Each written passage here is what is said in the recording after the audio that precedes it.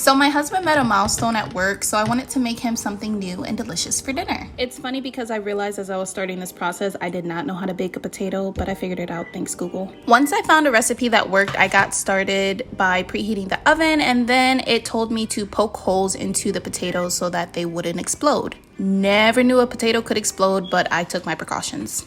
Threw those in the oven, and then I diced an onion and then seasoned my, what is that, beef? Yeah, that's beef. I forgot to mention I am making loaded potatoes, or my own version of loaded potatoes. I threw some butter in the cast iron skillet and I am sauteing and browning my meat, adding the onions, garlic, and just letting that cook. After about 20 minutes, I pulled the potatoes out of the oven and it told me to bask the potatoes in butter. I don't have a baster, or I don't know what it's called, so I just dipped and rolled. Threw that back into the oven, checked on my meat. Everything's looking and smelling delish. I pulled the potatoes out of the oven for the final time, checked that they were tender, and then I got started slicing them in half. Now the recipe said to let them cool before I started scooping the insides out, but I am extremely impatient, so I worked with it piping hot. Once I scooped all the insides out, I added it to a bowl with sour cream, milk, cheese, seasonings, and butter.